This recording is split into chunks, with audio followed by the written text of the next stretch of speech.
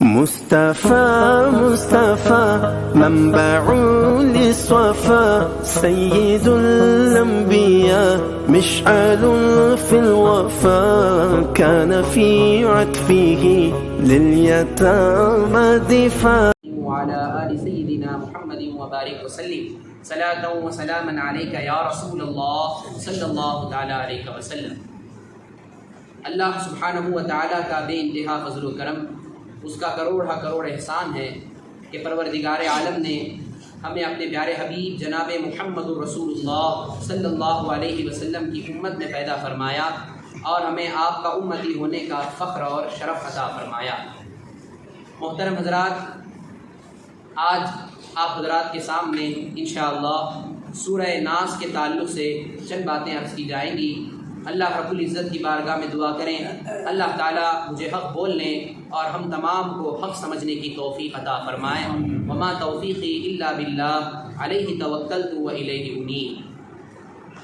محترم حضرات، اللہ تعالیٰ ارشاد فرماتا ہے قل اعوذ برب الناس، اے محبوب صلی اللہ علیہ وسلم آپ فرما دیجئے کہ میں تمام لوگوں کے رب کی پناہ لیتا ہوں۔ محترم حضرات، پناہ کہتے ہیں انگریزی زبان میں ریفیوج کو، یعنی کسی کی حفاظت میں چلے جانا، کسی کی پناہ میں آ جانا۔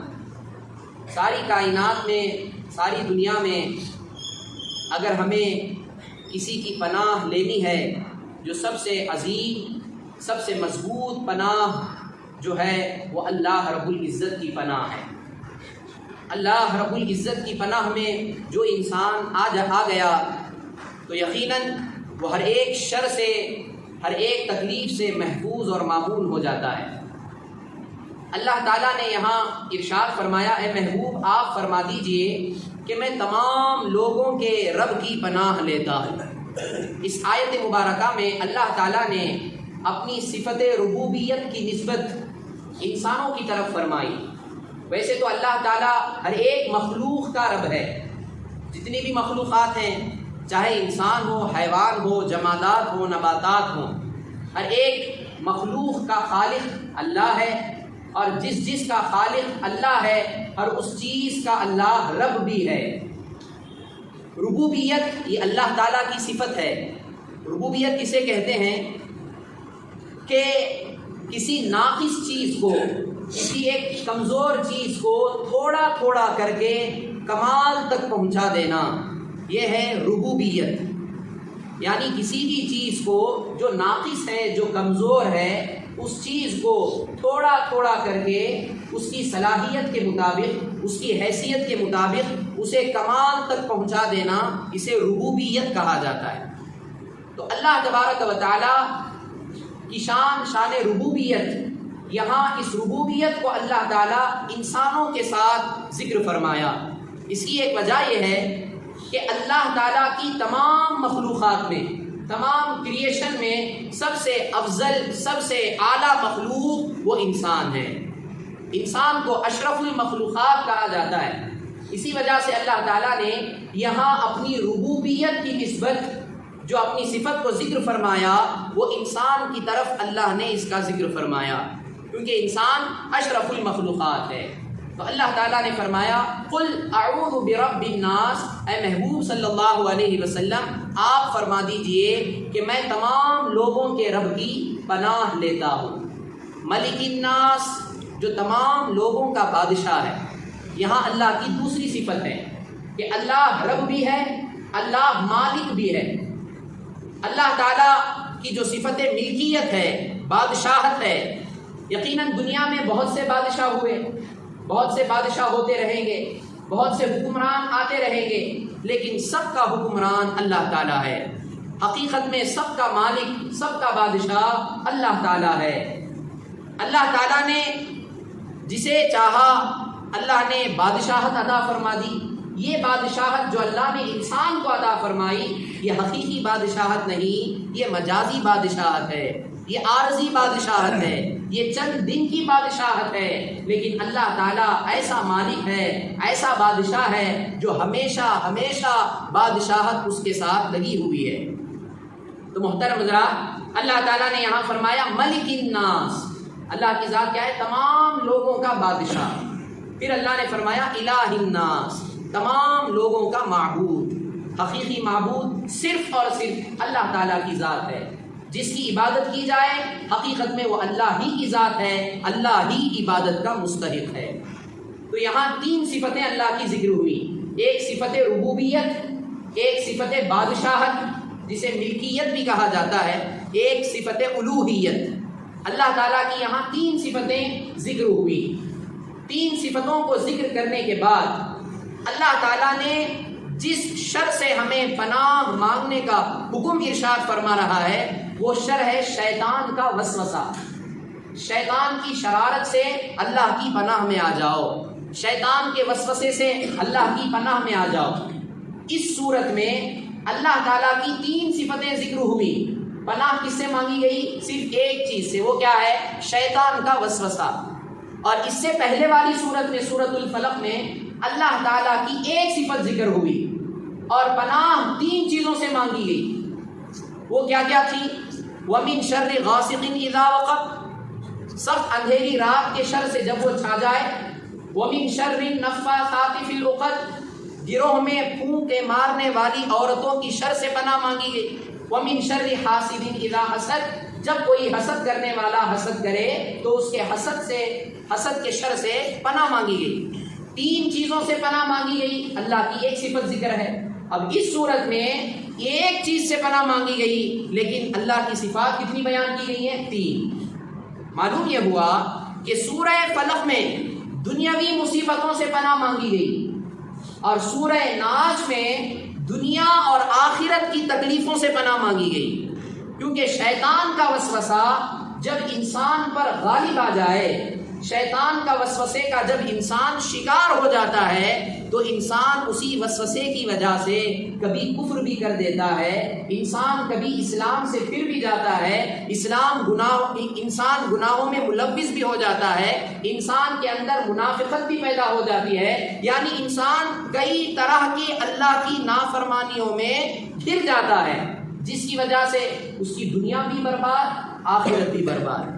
تو اس بات کی طرف اشارہ ہے کہ دنیاوی مصیبتوں کے مقابلے میں آخرت کی مصیبت بہت سخت ہے۔ علماء اکرام فرماتے ہیں کہ اگر کوئی انسان پوری زندگی کا ہر ایک لمحہ مصیبتیں جھیلتا رہا، تکلیفیں برداشت کرتا رہا پوری زندگی، اور اس کے مقابلے میں آخرت میں ایک لمحے کے لیے آخرت کی تکلیف کو برداشت کیا، تو یہ آخرت کی تکلیف جو ایک لمحے کے لیے برداشت کر رہا ہے یہ پوری زندگی کی تکلیف پر بھاری ہے۔ اتنی بڑی مصیبت، اتنی بڑی تکلیف کہاں کی؟ آخرت کی ہے۔ اللہ تعالی ہم تمام کی اس سے حفاظت فرمائے۔ تو محترم حضرات، یہ سورہ ناس ہے۔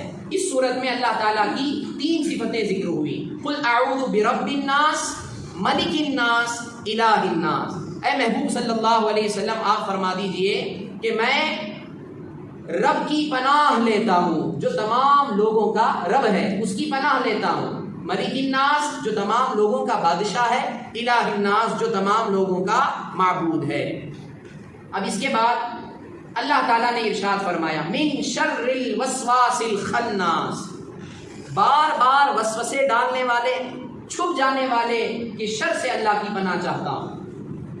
بار بار وسوسے ڈالنے کا کام شیطان کا ہے۔ شیطان کی صفت اس آیت میں خناس ذکر کی گئی۔ شیطان کی ایک صفت ہے خناس۔ خناس کہتے ہیں بار بار ہٹ جانے والا، وسوسے ڈال کر بار بار چھپ جانے والے کو خناس کہا جاتا ہے، اور یہ صفت شیطان کی ہے۔ خناس یہ مبالغے کا صیغہ ہے، اس کا نارمل اس میں فاعل آتا ہے خانس، جس کے معنی ہے یہ ایک بار وسوسہ ڈال کر چھپ جائے، ایک بار وسوسہ ڈال کر پیچھے ہٹ جائے، اسے خانس کہتے ہیں۔ عربی زبان میں خناس جو یہاں اللہ نے اس صورت میں بیان فرمایا، اس سے مراد یہ ہے کہ بار بار جو تم پر حملہ کرے، وسوسہ ڈال کر جو بار بار تمہارے دل پر حملہ کرے اور چھپ جائے، یہ کس کی صفت ہے؟ یہ شیطان کی صفت ہے۔ شیطان کیا کرتا ہے؟ دل میں برا خیال ڈال دیتا ہے اور چھپ جاتا ہے۔ چھپ جانے کے بعد شیطان جیسے ہی چھپ جاتا ہے پھر دوبارہ انسان کے دل میں وسوسہ ڈالتا ہے، یعنی شیطان جو ہے انسان کے ساتھ لگا رہتا ہے۔ حدیث مبارکہ میں آیا، حضور اکرم نور مجسم صلی اللہ علیہ وآلہ وصحبہ وسلم ارشاد فرماتے ہیں، اس کے راوی حضرت عبداللہ ابن عباس ہیں، بخاری شریف کی حدیث ہے، ارشاد فرماتے ہیں آقا علیہ الصلوۃ والسلام، الشیطان جاثم علی قلب ابن آدم، کہ شیطان انسان کے ابن آدم کے دل پر بیٹھا رہتا ہے، جمع رہتا ہے۔ فَإِذَا ذَكَرَ اللَّهَ تَعَالَى، بس جب انسان اللہ کو یاد کرتا ہے، اللہ کا ذکر کرتا ہے، خنسا، تو شیطان کیا ہوتا ہے؟ چھپ جاتا ہے، پیچھے ہٹ جاتا ہے، وسوسہ نہیں ڈالتا۔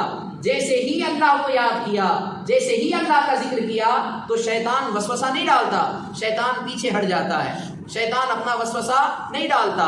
پھر اس کے بعد فرمایا وَإِذَا غَفَلَ وَسْوَسَ، پھر جب انسان اللہ کے ذکر سے غافل ہو گیا، غفلت میں پڑ گیا، سستی میں پڑ گیا، تو اب شیطان کیا کرتا ہے؟ حملہ کر دیتا ہے، شیطان وسوسہ ڈال دیتا ہے۔ یہ سرکار دو عالم صلی اللہ علیہ وسلم نے فرمایا۔ اسی کے تعلق سے اور ایک روایت بیان کی گئی، حضرت علی کرم اللہ وجہہ الکریم اس حدیث کو روایت فرماتے ہیں کہ رسول اکرم شفیع معظم صلی اللہ علیہ وسلم نے ارشاد فرمایا کہ شیطان انسان کے ساتھ ایسا لگا رہتا ہے جس طرح انسان کے جسم میں خون رواں دواں ہوتا ہے، جس طرح ہمارے جسم میں خون کی گردش، خون دوڑتا ہے، اسی طرح شیطان انسان کے ساتھ لگا رہتا ہے، شیطان اس سے بھی زیادہ دوڑتا ہے۔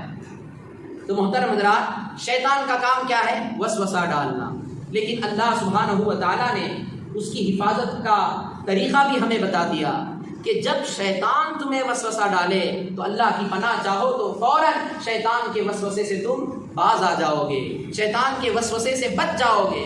اسی لیے فرمایا گیا کہ اللہ تعالیٰ ایسا خالق، ایسا مالک ہے جس نے ساری کائنات کو پیدا کیا، زہر کو بھی اسی نے پیدا کیا، لیکن اللہ تعالیٰ نے جہاں زہر کو پیدا کیا وہیں اللہ نے اس کے علاج کے لیے تریاق کو بھی اللہ نے پیدا کیا۔ جس طرح انسان کے لیے سب سے بڑا زہر کون ہے؟ شیطان ہے۔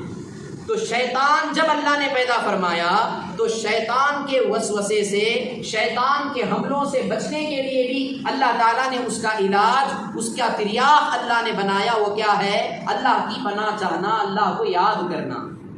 تو محترم حضرات، جب یہ بات معلوم ہوئی تو اللہ تعالیٰ نے قرآن مجید میں ارشاد فرمایا اس کے تعلق سے، وَإِمَّا يَنزَغَنَّكَ مِنَ الشَّيْطَانِ نَزْغٌ فَاسْتَعِذْ بِاللَّهِ، اور جب بھی شیطان کی طرف سے تمہیں وسوسہ آئے تو فوراً اللہ کی پناہ چاہو، فاستعذ باللہ، فوراً اللہ کی پناہ چاہو، انہ هو السمیع العلیم، بے شک اللہ تعالیٰ سننے والا، بہت جاننے والا ہے۔ تو محترم حضرات، قرآن کا حکم ہے کہ جب بھی شیطان کی طرف سے کوئی بھی وسوسہ دل میں آئے تو ہمیں چاہیے کہ فوراً اللہ کی پناہ چاہیں۔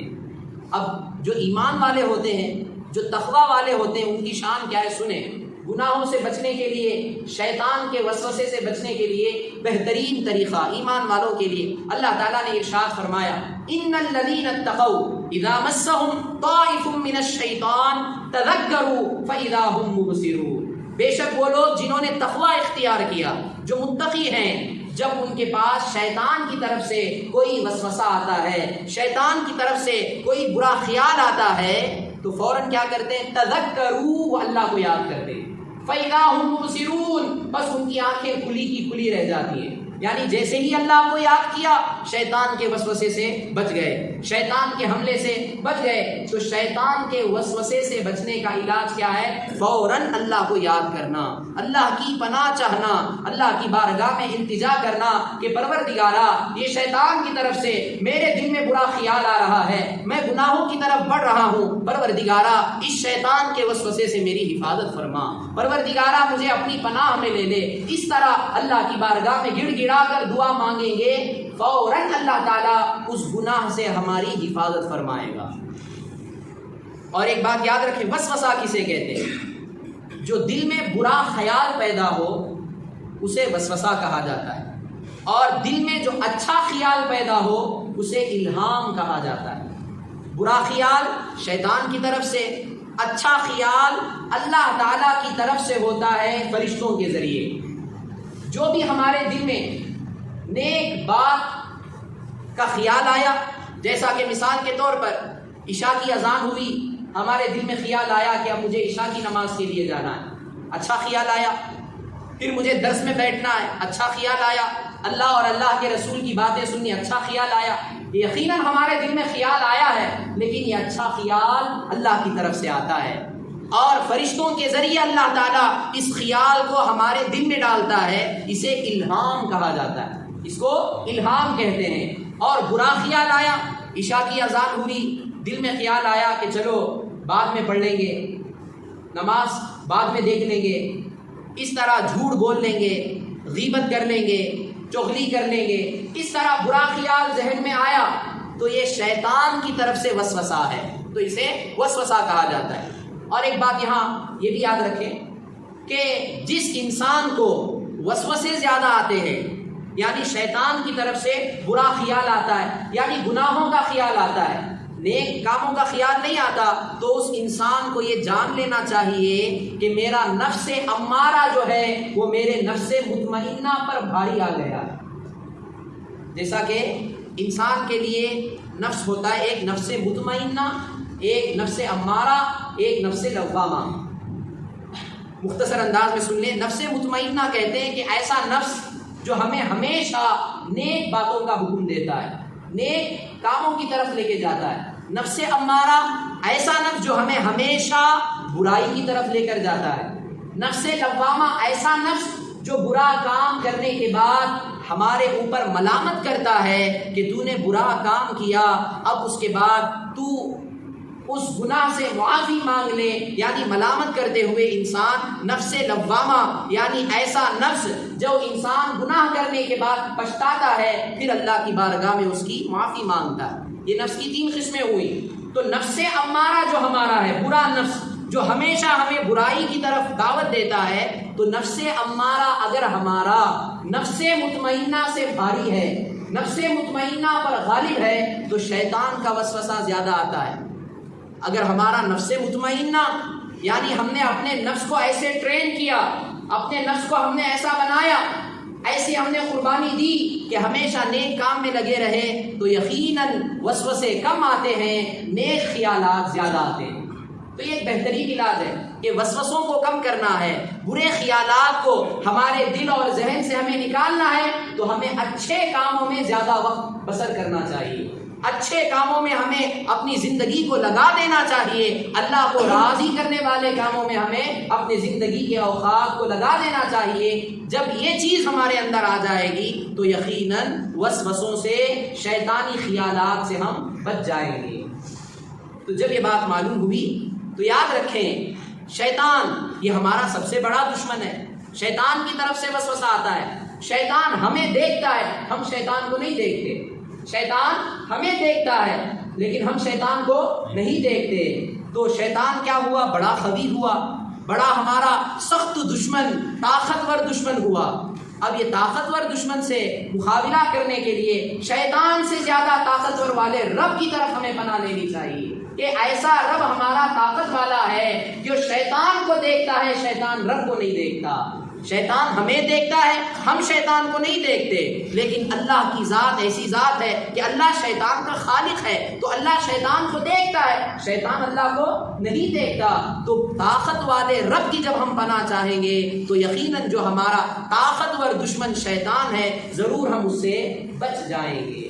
تو اللہ تعالیٰ نے ارشاد فرمایا، من شر الوسواس الخناس، کہ بار بار وسوسے ڈالنے والے اور وسوسے ڈال کر پیچھے ہٹ جانے والے، چھپ جانے والے کی شر سے میں اللہ کی پناہ چاہتا ہوں۔ محترم حضرات، یہاں ایک بات یہ بھی یاد رکھ لیں کہ شیطان بار بار وسوسے ڈالتا ہے۔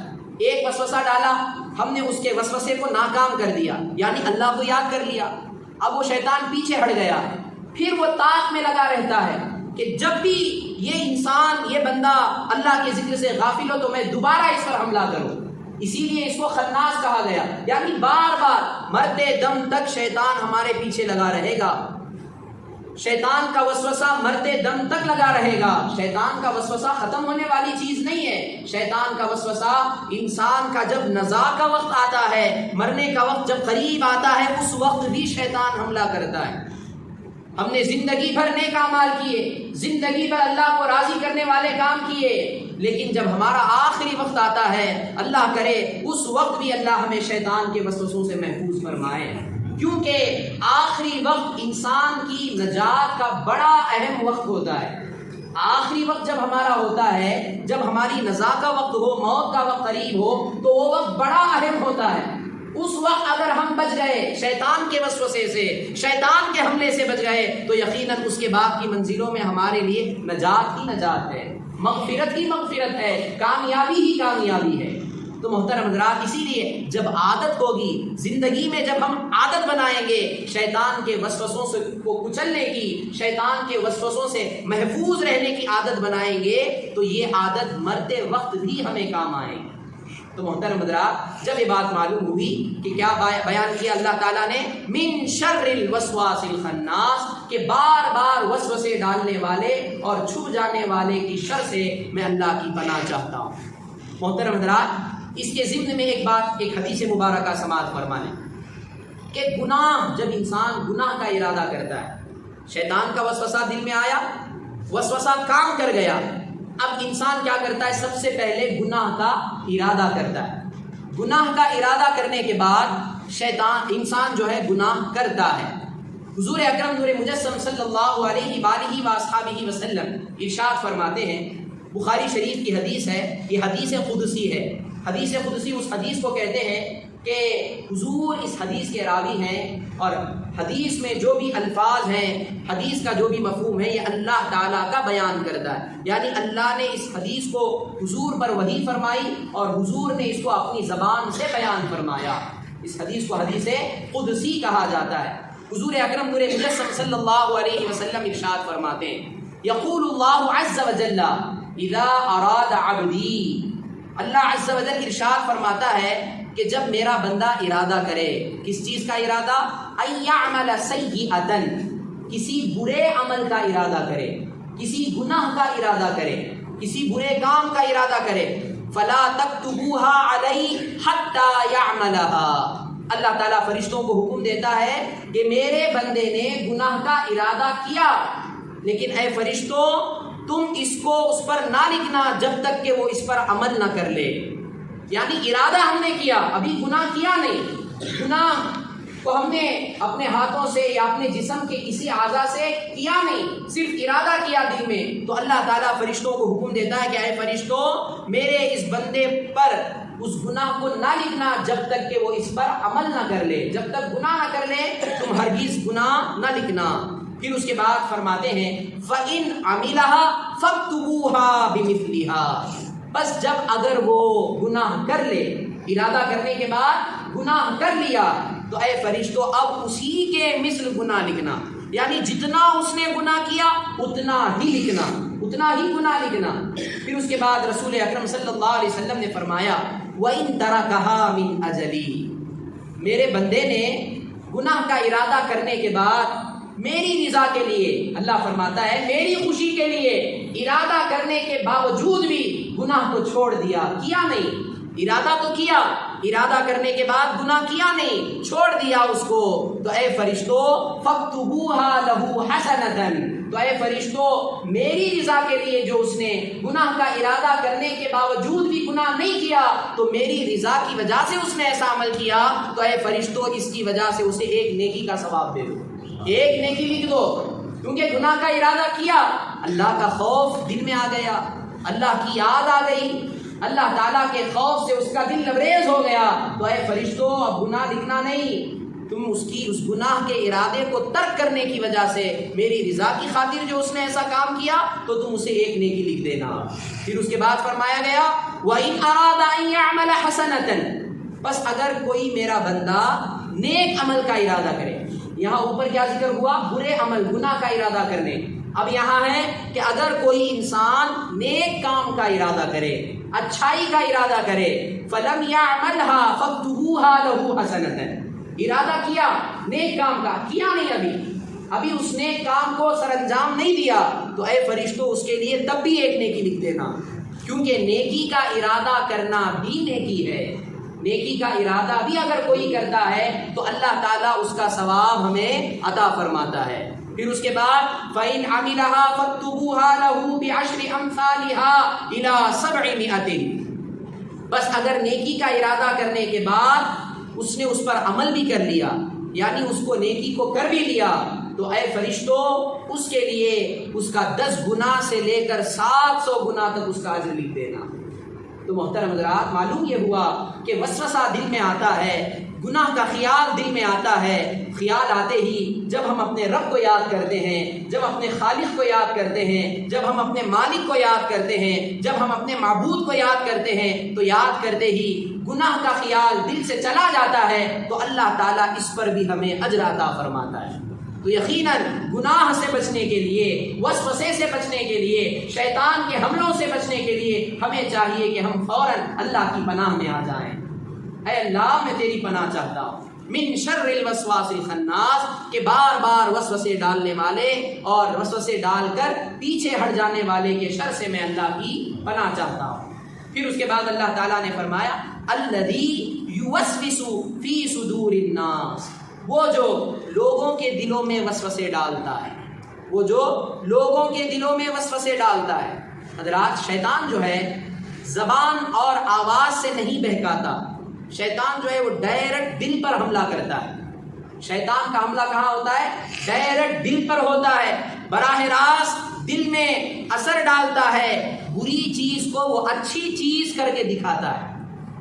حقیقت میں وہ بری چیز ہوتی ہے، وہ اللہ کی نافرمانی ہوتی ہے، جس میں اللہ کی ناراضگی ہوتی ہے، اس چیز کو شیطان جو ہے وہ سوار کے دکھاتا ہے، اچھی کر کے دکھاتا ہے، جس کو اللہ تعالیٰ نے قرآن مجید میں ارشاد فرمایا وَزَيَّنَ لَهُمُ الشَّيْطَانُ أَعْمَالَهُمْ، کہ شیطان انہیں ان کے اعمال کو مزین کر کے دکھاتا ہے۔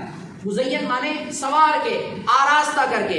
جب کوئی چیز ڈیکوریٹ کر کے سوار کے ہمارے سامنے لائی جائے تو ہم اس چیز کو بڑا حسین اور جمیل سمجھتے ہیں، بڑی اچھی نگاہوں سے دیکھتے ہیں۔ شیطان یہی دھوکہ دیتا ہے کہ اللہ کو ناراض کرنے والے کام شیطان ہمارے سامنے ان کاموں کو سوار کے لا کر دکھاتا ہے، جس کی وجہ سے ہم شیطان کے حملوں میں پھنس جاتے ہیں، شیطان کے وسوسوں میں پھنس جاتے ہیں۔ اسی لیے فرمایا گیا کہ شیطان خود دشمن ہے لیکن دوستی کا لباس پہن کر ہمارے سامنے آتا ہے۔ شیطان خود دشمن ہے لیکن دوستی کے لباس میں آ کر انسان کو وسوسے میں ملوث کر دیتا ہے۔ تو اسی لیے یاد رکھیں کہ شیطان جھوٹ بولنے کو ہم کبھی کبھی اچھا سمجھتے ہیں۔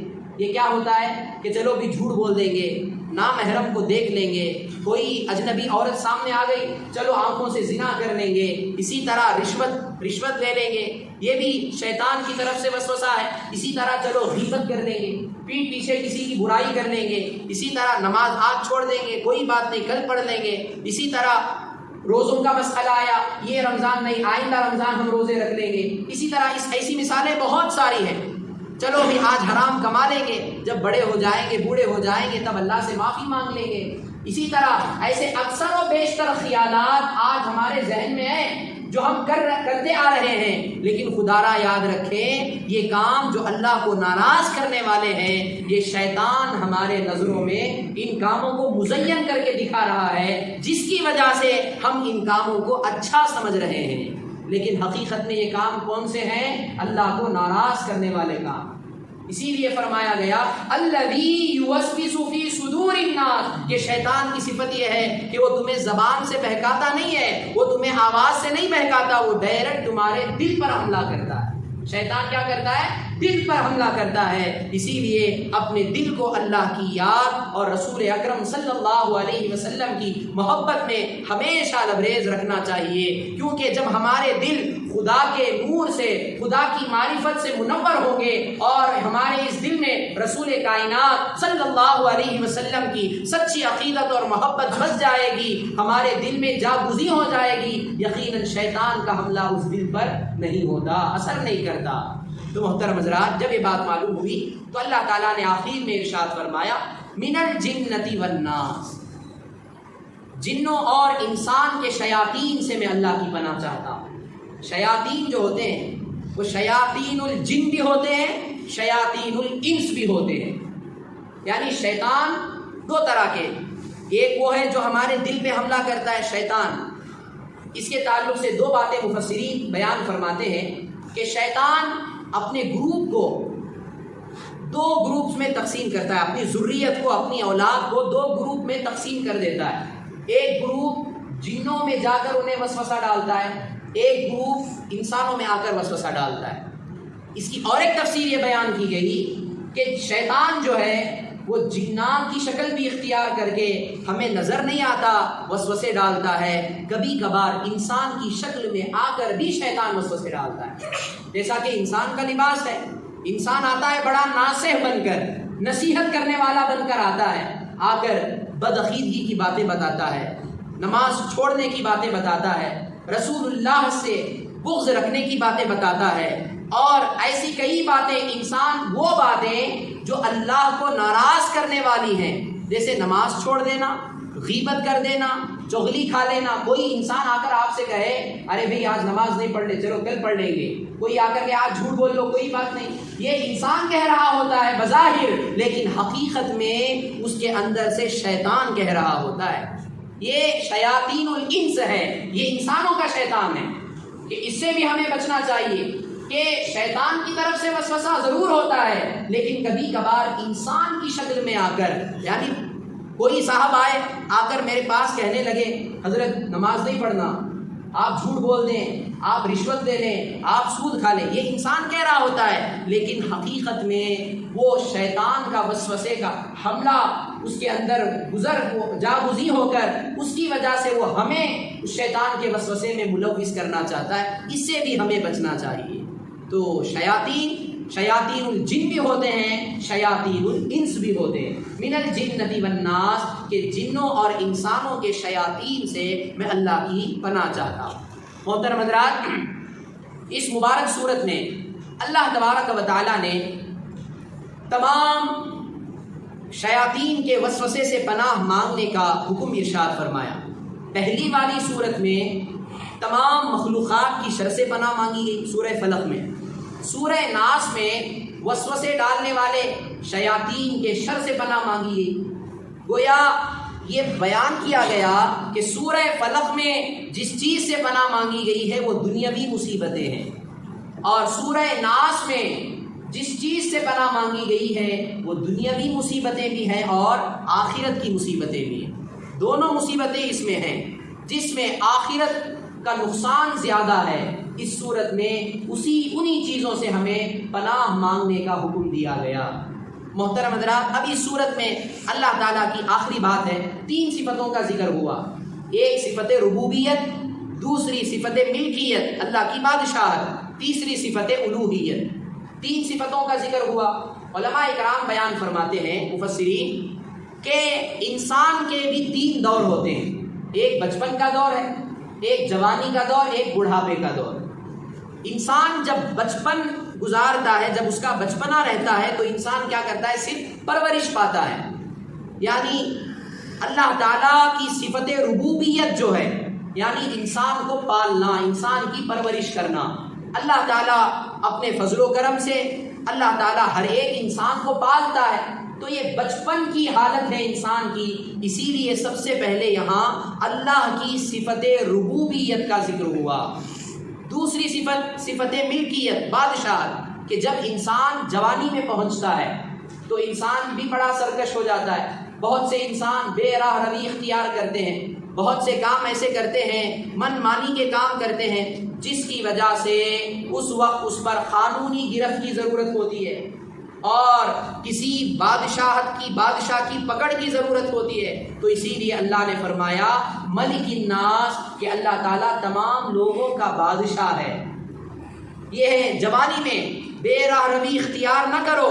جوانی اللہ نے دی ہے اللہ کو راضی کرنے کے لیے، جوانی اللہ نے دی ہے اللہ تعالیٰ کو ناراض کرنے والے کام سے بچنے کے لیے، جوانی اللہ نے دی ہے دوسروں کا سہارا بننے کے لیے، جوانی اللہ نے دی ہے تمہیں تاکہ تم دوسروں کو صحیح راستہ دکھا سکو۔ اللہ نے تمہیں اس لیے جوانی دی ہے کہ تم صحیح راستے پر گامزن رہو، تم بے راہ روی اختیار نہ کرو۔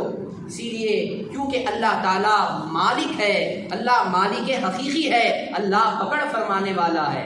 پھر اس کے بعد اللہ کی الوہیت کا ذکر ہوا، الہ الناس، کہ جب انسان بوڑھا ہو جاتا ہے، جب انسان بڑھاپے میں پہنچ جاتا ہے تو عبادتیں زیادہ کرتا ہے، اب اس کے اوپر دنیاوی مصروفیت زیادہ نہیں رہتی، اب اس کے پاس وقت بہت رہتا ہے، اب موت کا وقت کب آ جائے اسی خوف میں بوڑھا شخص رہتا ہے، تو اس وجہ سے بوڑھے لوگ زیادہ عبادت کرتے ہیں۔ تو اسی لیے یہاں اللہ کی الوہیت کا ذکر ہوا کہ اللہ تمام لوگوں کا معبود ہے، الہ الناس۔ تو محترم حضرات، تو معلوم یہ ہوا کہ انسان اپنی زندگی کے تینوں دور میں، تینوں ادوار میں، چاہے وہ بچپن ہو، چاہے وہ جوانی ہو، چاہے وہ بڑھاپا ہو، تینوں ادوار ہمیں اللہ کی رضا میں گزارنے چاہیے۔ جب یہ بات معلوم ہوئی، آخر میں یہ بات یاد رکھ لیں، حدیث مبارکہ سن لیں کہ سورہ ناس، سورہ فلق، یہ دونوں سورتوں کو معوذتین کہا جاتا ہے۔ حدیث مبارکہ میں ام المؤمنین حضرت عائشہ صدیقہ رضی اللہ تعالی عنہ بیان فرماتی ہیں کہ حضور اکرم صلی اللہ علیہ وسلم کے رشتہ داروں میں یا کوئی قرابت داروں میں، آپ کے اہل میں کوئی بھی بیمار ہو جاتا تو آقا علیہ الصلوۃ والسلام معوذتین پڑھ کر، یعنی قل اعوذ برب الفلق اور قل اعوذ برب الناس، یہ دونوں سورے پڑھ کر آقا علیہ الصلوۃ والسلام ان پر دم فرما دیتے۔ یہ دونوں صورتیں بہت ہی کامیاب، ان دونوں صورتوں کا اثر بہت زیادہ ہے کہ جب بھی کوئی بیماری لاحق ہو، کوئی نظر لگ جائے، کوئی جادو کرا دے یا کوئی بیماری لاحق ہو جائے، کبھی ہمیں ایسا اندیشہ ہو تو ہمیں چاہیے کہ ہم اپنے ڈیفنس کے لیے، اپنی حفاظت کے لیے ہم روزانہ ان صورتوں کی تلاوت کریں۔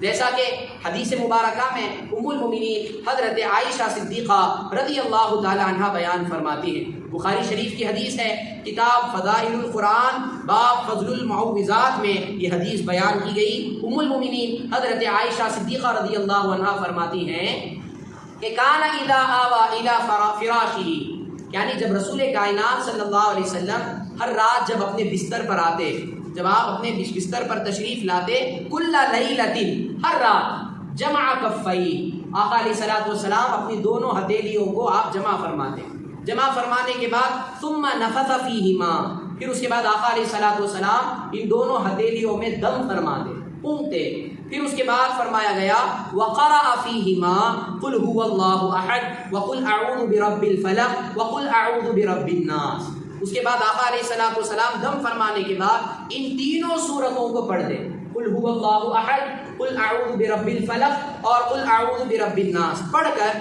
ثم یمسح بہما ما استطاع من جسدہ، پھر اس کے بعد آقا علیہ الصلوۃ والسلام جہاں تک ہو سکا اپنے جسم پر اپنے ان ہاتھوں کو پھیرتے، اپنے ہاتھوں کو ملتے جہاں تک ہو سکے، یبدأ بہما علی رأسہ ووجہہ، ابتدا جو حضور فرماتے اپنے سر اور اپنے چہرے سے اس کی ابتدا فرماتے، پھر اس کے بعد وما اقبل من جسدہ یفعل ذلک 3 مرات، پھر اس کے بعد جہاں تک ہو سکتا اپنے جسم میں اپنے ہاتھ کو پھیرتے اور حضور اس طرح ہر دن 3 مرتبہ فرماتے، 3 مرتبہ آقا علیہ الصلوۃ والسلام اس عمل کو کرتے۔ تو معلوم یہ ہوا کہ ہمیں بھی چاہیے کہ حضور کی اس سنت پر عمل کرتے ہوئے جب بھی ہم اپنے بچھونے پر جائیں تو ضرور بھی ضرور ان تینوں صورتوں کو پڑھ کر اپنے ہاتھوں پر دم کریں اور اپنے پورے جسم پر پھیر لیں۔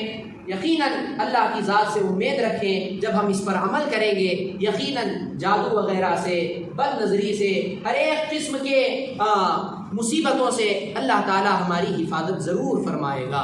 اللہ تعالیٰ کی بارگاہ میں دعا ہے اللہ تعالیٰ ہم تمام کو صحیح معنوں میں جو کچھ آج اس سورت کی تفسیر ہوئی، اللہ تعالیٰ اس